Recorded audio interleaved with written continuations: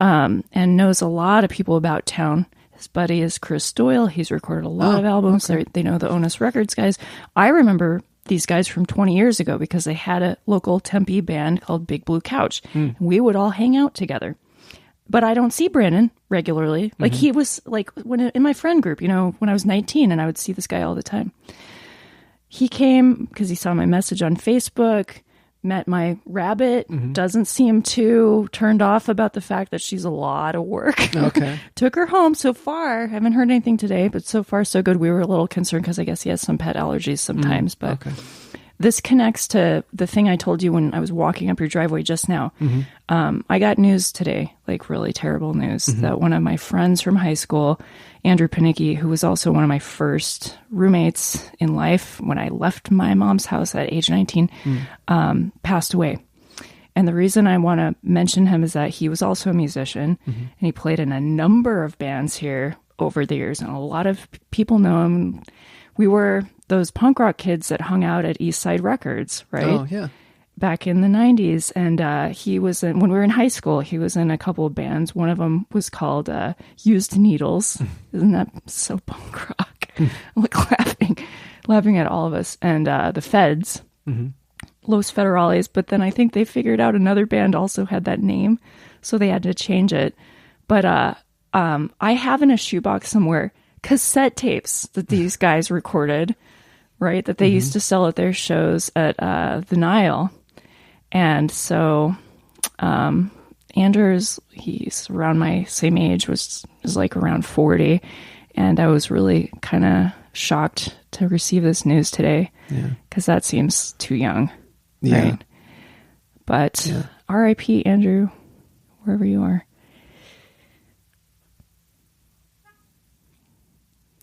That was like a spontaneous moment of silence that was punctuated by a horn honking. Yeah, which won't make it on mic. But yeah. That's all right. So, sorry, but thank you, because I wanted to mention him. Yeah, of course.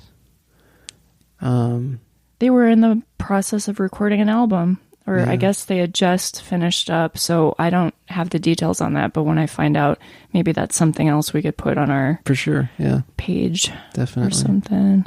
Definitely. I still have a lot of friends from high school around, and they pop up on social media. Isn't that funny how that works out? Yeah. Yeah. Yeah, I don't have that many friends from high school hanging around. Did they move away, or you just lost touch? I just kind of lost touch with them. There are a couple that I'm still sort of keep in touch with. I've never been a great person about maintaining friendships. Ouch. Well, maybe that will change too. I think so. You're talking about Jake and Kelsey, and it's. You've been friends with them for a long time. I have. That's something I missed while I was out of town. Oh, the Four Chambers. Yeah, the final finale. Yeah, it was a really weird. It was a weird final thing. Finale. That's redundant. Yeah, the as final opposed countdown. to the previous finale, which was just a practice rehearsal.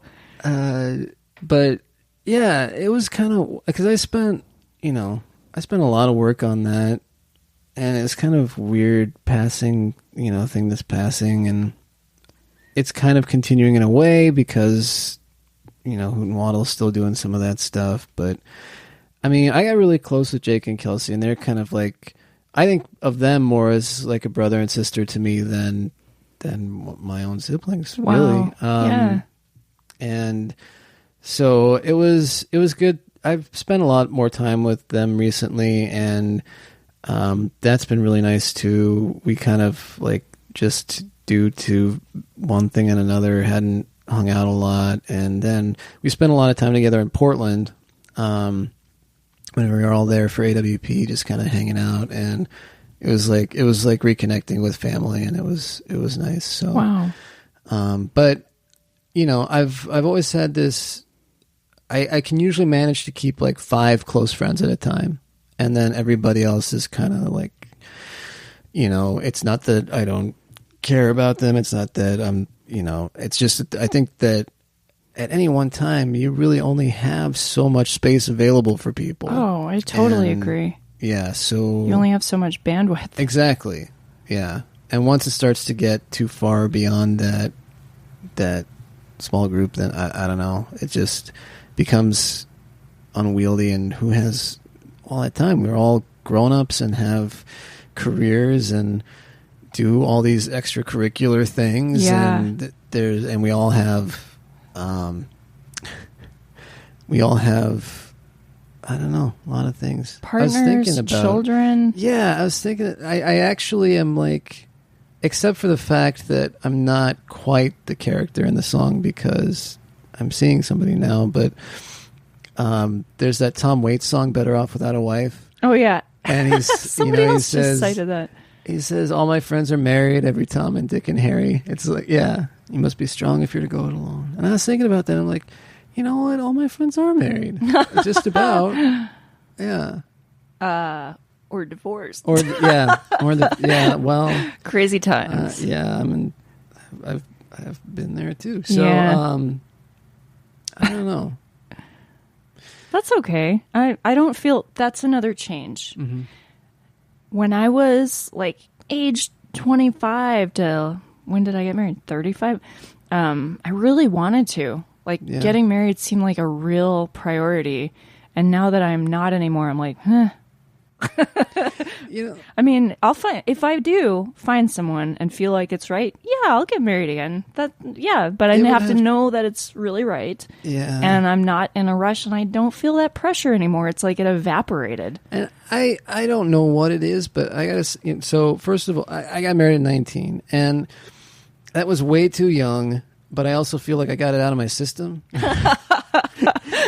And it's like I had a sort of a cynical conversation the other day. I was talking to Mark Oxborough for a couple of album infinitums, actually, and between shows we were talking, it might have been during, but we're talking about how I think a relationship is usually on like a 3-4 year trajectory, or at least that's about what it is for me. Was that your gate? It could have been. It was open. If there's a strong enough wind, it would blow it shut. Oh, okay.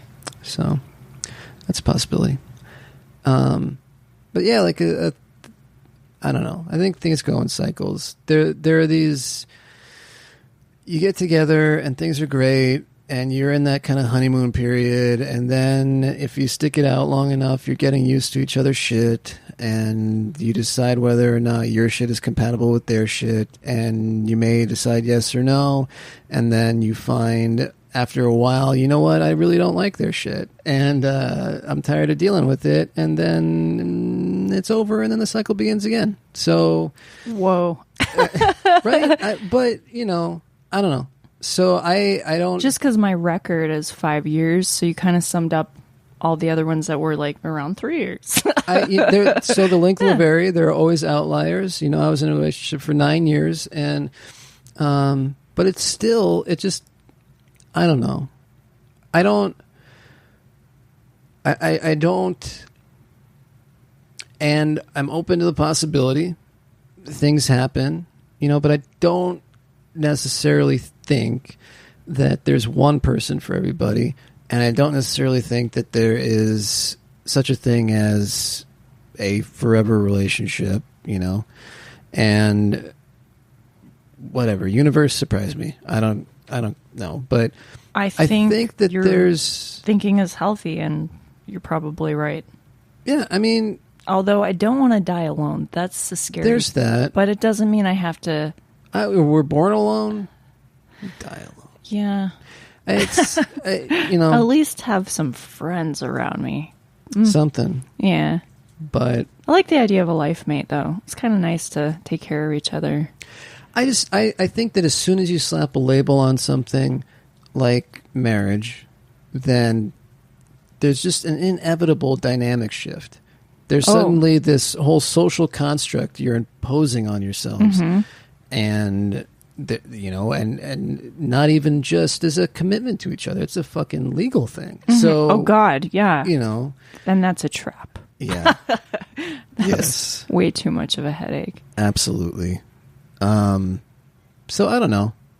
Again, It's just open Again, to whatever kind of universe happens. surprise Jared and Jenna at this point. There you go. I'm not getting too cynical. I like to be optimistic when I think about relationships, especially like you said, like the new relationships, because they're so fun at first. Yeah. I love the honeymoon stage. Like, Yeah. you know, you want to impress each other, you're being on your best behavior and extra nice and generous. And I wish we could be that way all the time. I'm not doing that this time. You're not? I'm not. I'm just, I mean, am, but then again, I might is always just be like this. one of the most bizarre, completely different relationships I've ever been in. Because right out of the gate, we just laid everything out there. And it's been one of the best things ever. And it's, you know, I have been just super upfront about everything. And it's, I think it's making for something really cool. But, yeah, I don't know. I don't.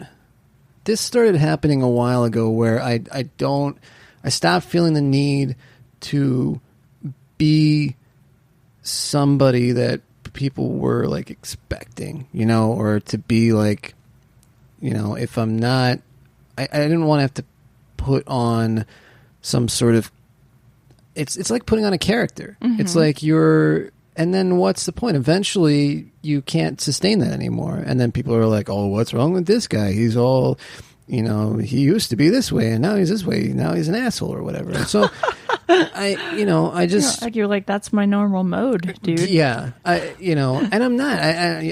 I'm not that way all the time, but I'm also not going to feel like I have to keep that in check. And so... I like what you're saying because I checked myself lately and thought about this kind of the same thing. And I think I became cooler when I stopped trying. Right. And this came up at Spinokia when I was doing Topography of Memory workshop, because a lot of that workshop is meditative and you reflect on yourself. And I had 2-on-1s with Angela and Tanya, and, you know, a lot of people use that time to talk about their career trajectory and ask for advice. And I was like, I don't even feel like I need to do that right now with the time. Like, I just want to talk to them as people. Sure. And I told them, they were like, well, how are you doing? I'm like, I feel fine. And that's true. I feel really good at this time in my life. I feel happy with myself and my work and my writing. My job, but it's a job. Sure. My body, I think I look cuter than I've ever looked in my life. Or maybe I just don't care anymore, so it's fine. Yeah. I feel fine.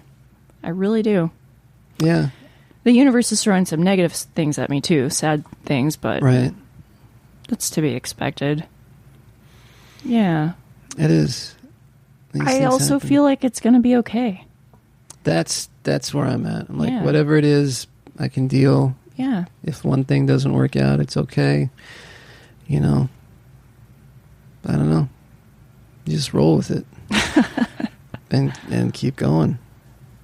Because again, maybe it's an age thing. You know, 36, be 37, and you know, by the end of the year, and it just seems like there's been too much time that's been wasted on putting so much pressure on trying to make everything succeed and make everything the way I want it to be. And I don't have that kind of control over everything. Well, since you've kind of let go, haven't a lot of things fallen into place lately? Yeah, things just started happening. So there you go. There you go. Yeah, exactly. Yeah. What do we want to go out on? You know what I saw the other day? This is a complete shift, and this is probably a good way to go out, actually. Okay. Valley Bar, I guess, so Lucasfilm opened up a window where people can screen the original Star Wars trilogy in a non-theater setting. I heard about this. So Valley Bar like partnered with Monarchid and Zia, and they're going to do, so it'll be like in the whole trilogy, the originals. Yeah. That's amazing. That's really cool. I'm does excited sound about cool. That. And I think it starts June 14th and goes through that weekend. I'm also excited about Midnight Cowboy screening June 22nd. Cool. Yep. And that's with the Phoenix Film Collective is putting that on. Yeah, with the Parsons Center, and they have this whole list of movies that I watched on planes, but we can talk about that later. Yeah, we can because they're all old by now anyway. I think